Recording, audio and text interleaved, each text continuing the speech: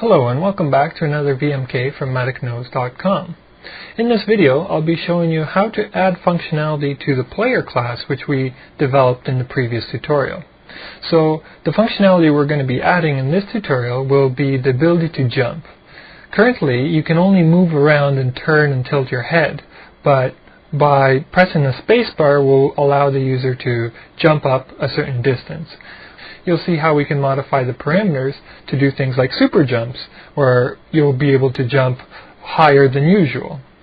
If you find my videos helpful and you would like to support my website, please do so at www.maticknows.com, and you can click on the PayPal icon to make a donation, or click on any of the Google ads that are shown on the side of the screen. The first thing we have to do is modify the player class. So let's open up player.a. And in here under player states we see we have currently only one state. You can go and walk. Well, let's add in a player state called jump. And additionally we need to add a new function here. We'll call it jump, and it takes in a parameter for time. And we also have to add some extra member variables here to allow us to jump. So we'll need the following variables. We have jump start, jump len, jump height, jump x0, jump y0, and jump k. These bottom three are used to calculate the equation for where you're going to be located while you're jumping. This is going to determine how high we can jump. This determines how long you're going to be jumping for in terms of time. And jump start is going to be the start time that you started the jump at. Let's go into the constructor and set these values now to some initial values.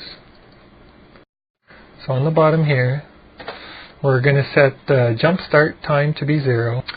The jump length here we set to 1, which means that our jump is going to take 1 second, which means from the time that we lift off the ground to the time we come back down and land, it's going to be exactly 1 second.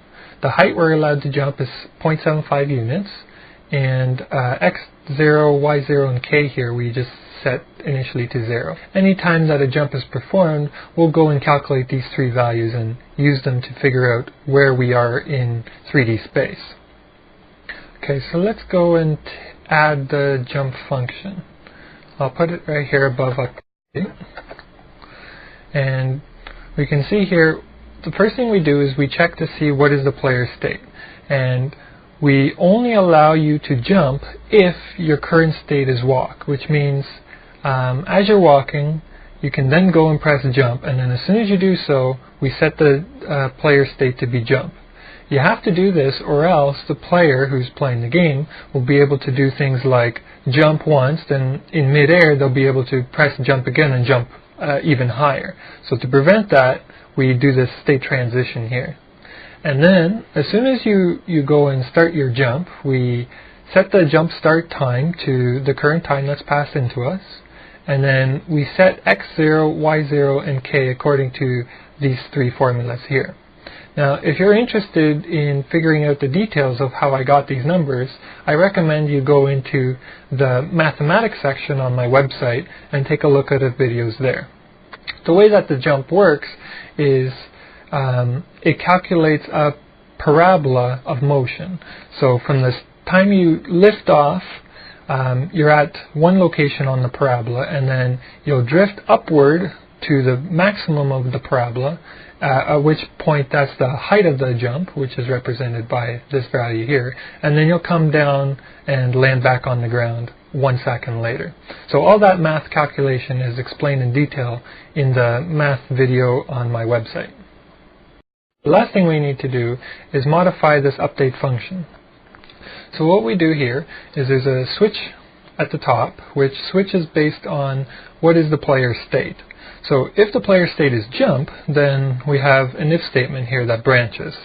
Check to see whether the current time of the game minus the time that we start is greater than or equal to the jump length.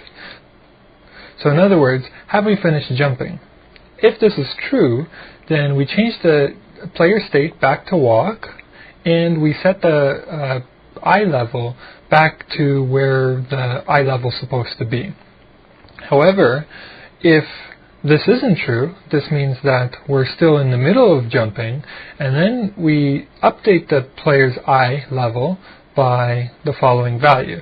We get the X value and we get the Z value. We don't change those since it doesn't matter in the sort of horizontal direction which way we're moving, but we do update the Y value, which is the distance upward that we're jumping. And the value that we change it to is calculated by this formula. And again, if you want to know the details of how I got this formula, I recommend you go take a look at the mathematics tutorials under the parabola section. Okay, so that's the update command. Now all we need to do is modify the game OpenGL here to include this update. And if we go into frame, we see we have the following. We get the current time, and we get the current delta time, and we update the current time of the game. And then we handle the keyboard commands and the mouse commands, and then we go and update the game. Well, I'm going to take these two and move them and put everything into update game where it actually should be. So I'll put this in here.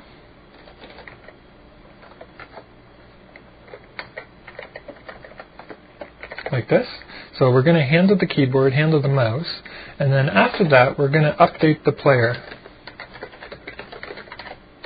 And we can do that by calling mPlayer and then dot update, and we're going to pass to it the current game time as a floating point number.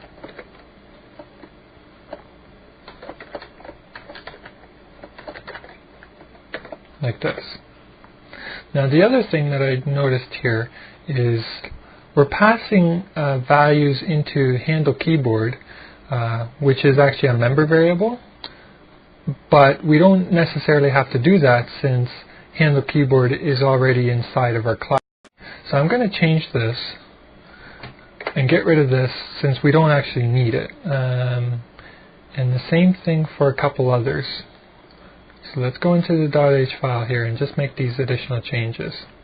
So we don't need to pass this, and we don't need to pass this into count frames per second.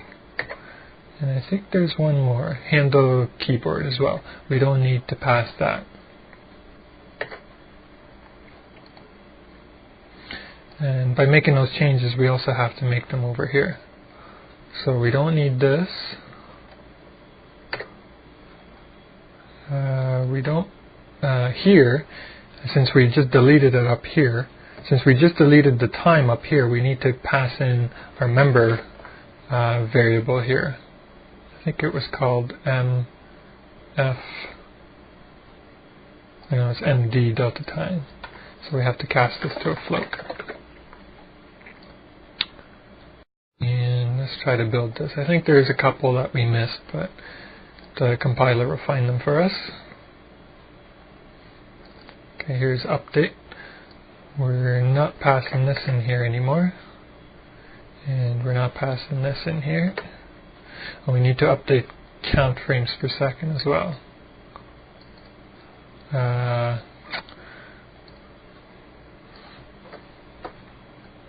Here it is. Oh, no, that's not it.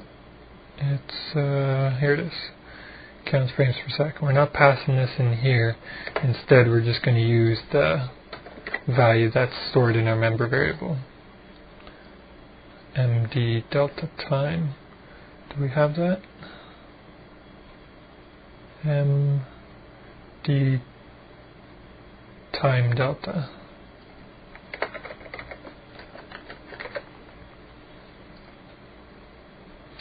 Okay. And let's build this, see if there's a couple others we gotta update. Hand the keyboard. Okay, with all of these we now have to cast them to floats and instead use that one. So let's just replace all of these. By making all these changes, we're just improving the performance of the game. Instead of passing variables into our functions, every time we do that, it'll slow our game down slightly. So instead of having to pass them in, we're just going to use our member variables directly. So that should give us a little bit of a speed boost.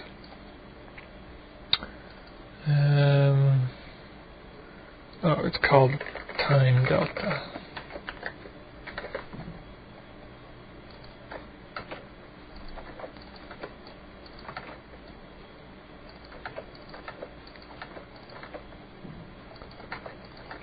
Okay, let's see if that works.